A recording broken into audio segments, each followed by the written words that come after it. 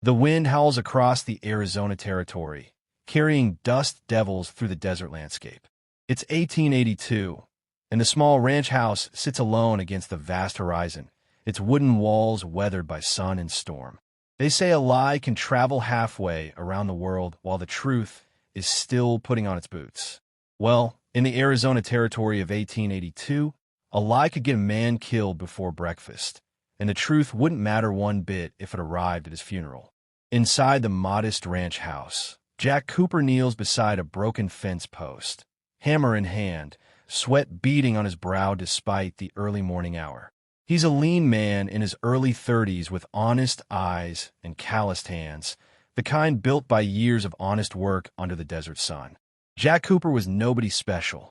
A rancher, a husband, a father. The kind of man who paid his debts, helped his neighbors, and never caused a lick of trouble. But on this particular Tuesday morning, Jack Cooper's ordinary life was about to become extraordinarily complicated. His wife, Sarah, emerges from the house, shielding her eyes from the sun. She's carrying a canteen and looks troubled. "Jack, there's a rider coming. Fast." Jack stands, wiping his hands on his work pants. In the distance, a cloud of dust grows larger as a lone horseman approaches at full gallop. It's unusual. Out here, people don't ride that hard unless something's wrong. The rider pulls up hard, his horse foam-flecked and breathing heavy. It's Tommy Martinez, the young deputy from Redemption Springs, and his face is pale beneath the dust. "Mr. Cooper, the sheriff sent me. You need to see this. Now." Tommy pulls a rolled paper from his saddlebag and hands it down with a shaking hand. Jack unrolls it slowly, and the world seems to tilt beneath his feet. Staring back at him is a crude sketch that could be his own face, though rougher, meaner. But it's the name that stops his heart. The poster read, "Wanted for murder and bank robbery. Jack Cooper. Reward, $1,000. Dead or alive." Sarah gasps, looking over his shoulder. Their daughter Emma, a bright-eyed girl of 8, appears in the doorway. "What is it, Mama?" "Nothing, sweetheart. Go back inside." But Sarah's voice betrays her fear, and Emma doesn't move. "This is some kind of mistake," Jack says, his voice hollow. "I've never been to Tucson. I've never robbed anyone." The deputy nods quickly. "Sheriff Henderson knows that, sir. But these posters went out yesterday to every town and outpost in the territory.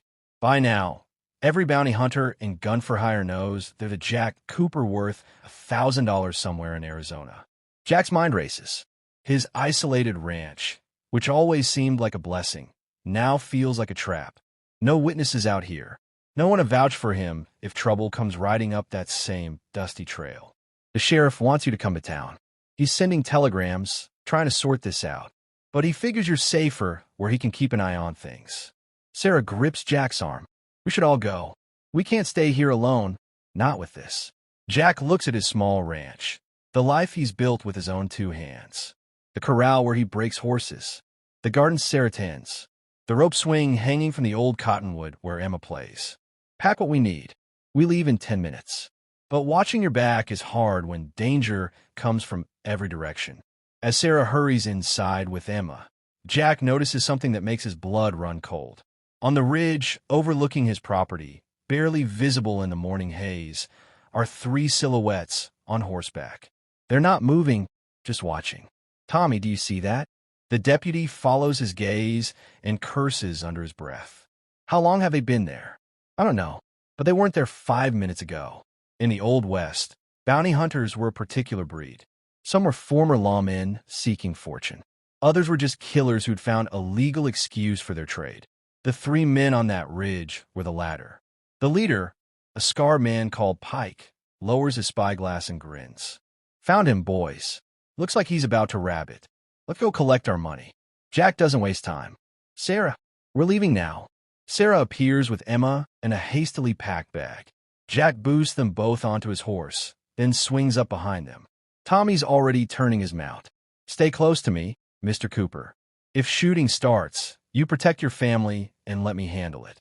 They gallop away from the ranch, heading for Redemption Springs 3 miles distant. Behind them, the 3 bounty hunters spur their horses down the ridge in pursuit. Jack Cooper had never killed a man. had never even drawn a gun on another human being. But he was learning something that morning. Sometimes the difference between a good man and a dead man is just a matter of who pulls the trigger first. A shot cracks the air. Emma screams. The bullet kicks up dirt 10 feet to their left. A warning shot. "Stop right there, Cooper." Pike's voice carries across the desert. "Make this easy on yourself and that pretty family of yours." But Jack won't stop. He knows these lands, every wash and gully, every stand of mesquite and outcropping of rock. There's a narrow canyon ahead, barely wide enough for a single horse, that opens onto the back trail into town. "Tommy, there's a canyon just ahead. Follow me." They veer sharply left, and Jack's horse leaps a small arroyo before plunging into the shadow of the canyon walls. The passage is treacherous, littered with loose rock and twisted roots, but Jack knows every step. Behind them, the bounty hunters hesitate at the canyon entrance.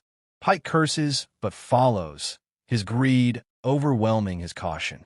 The canyon twists and turns, sometimes so narrow that Jack's stirrups scrape the walls.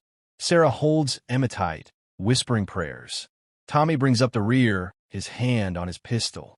They emerge suddenly onto the back trail, and Redemption Springs is visible in the distance.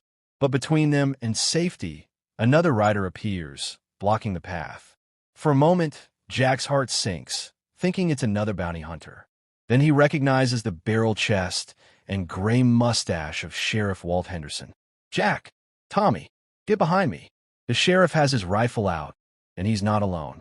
6 deputized townsmen fan out across the trail, forming a barrier between Jack's family and the canyon mouth. Pike emerges from the canyon and pulls up short, seeing the armed men.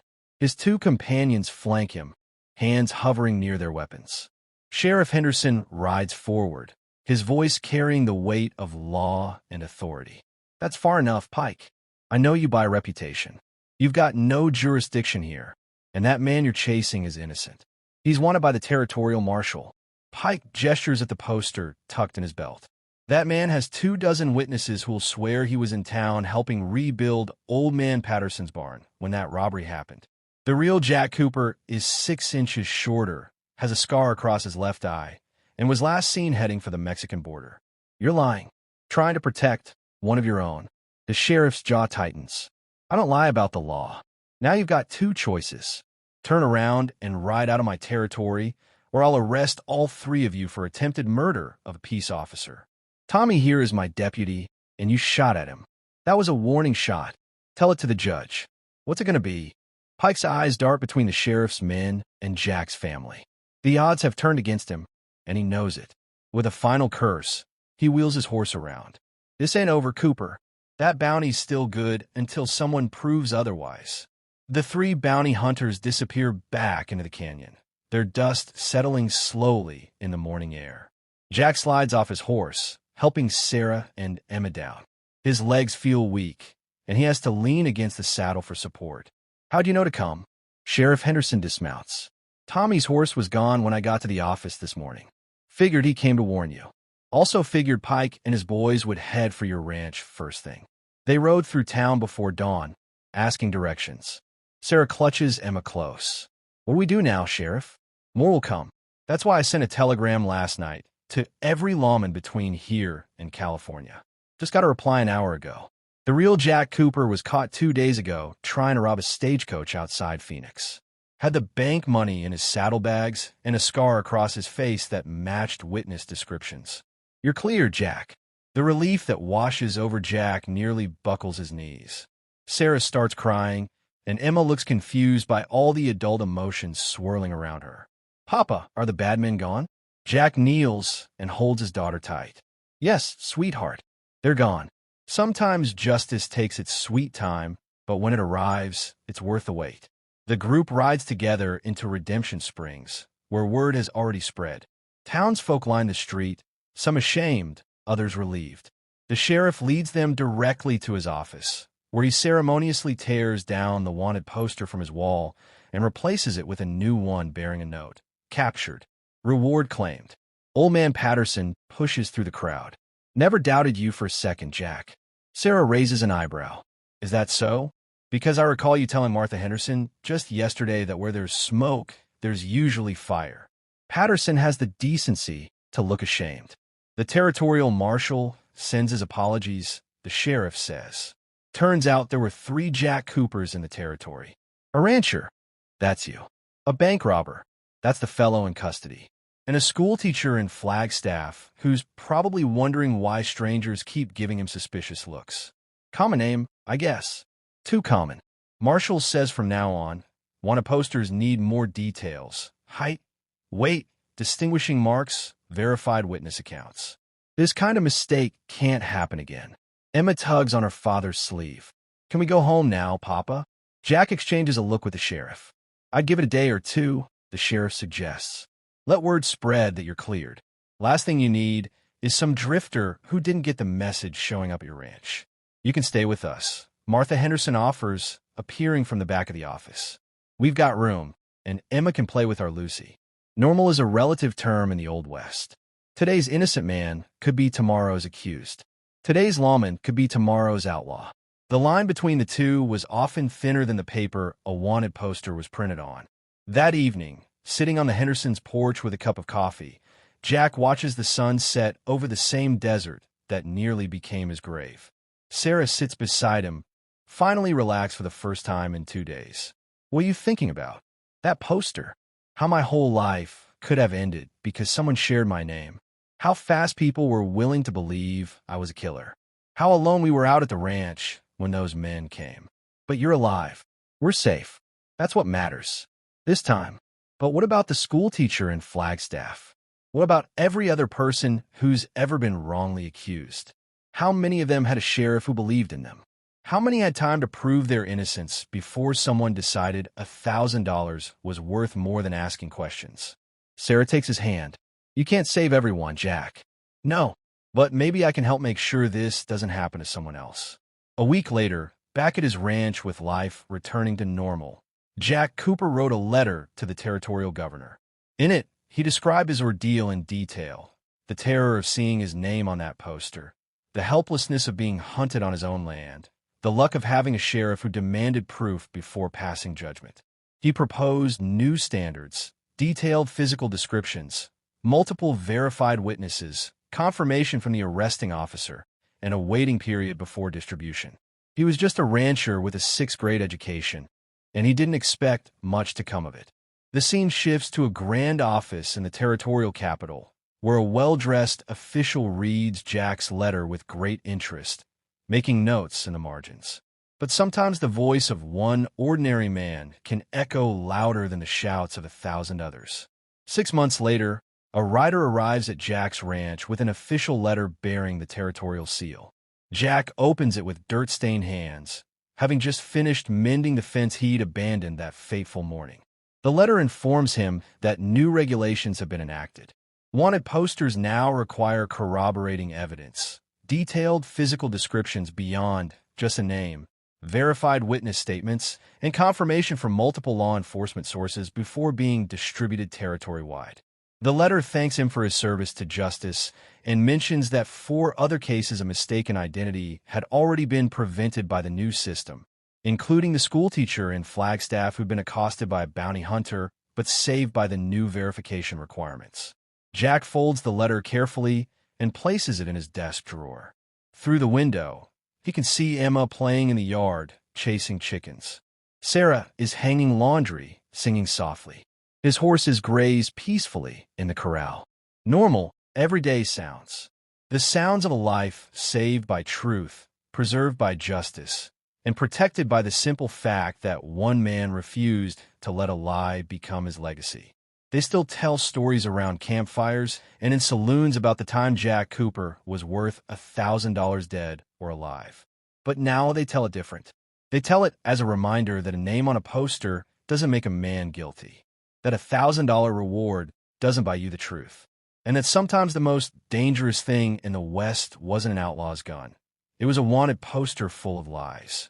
The view pulls back from Jack's ranch, rising over the Arizona desert as the sun sets, painting the endless sky in shades of orange and gold. In the distance, a single rider makes his way along the road, pausing briefly at a way station to read a new wanted poster. This one detailed, accurate, and just. Jack Cooper lived another 40 years on that ranch. He raised his daughter, who became a lawyer and fought for justice in the new state courts. He worked his land, helped his neighbors, and never once found his name on another wanted poster. The real Jack Cooper, the bank robber, hanged for his crimes that winter. And the schoolteacher, Jack Cooper in Flagstaff? Well, he changed his name to John.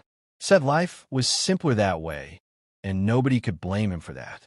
As for the old wanted poster that nearly cost an innocent man his life, Sheriff Henderson kept it, framed it, and hung it in his office with a simple inscription below, a reminder that justice requires more than just a name and a price. The last light of day disappears behind the desert mountains, and somewhere in that vast territory, another honest man sleeps peacefully, protected by laws written in response to one rancher's letter, one man's refusal to let injustice go unchallenged. In the Old West, they say a man's word was his bond and his reputation was his currency. Jack Cooper learned that sometimes neither matters as much as a piece of paper with your name on it. But he also learned that the truth, once proven, is worth more than all the gold in all the banks that were ever robbed. And that's a lesson that never goes out of style, no matter how many years pass or how much the world changes. Sometimes it takes one man standing up against a lie to change the course of justice for everyone who comes after.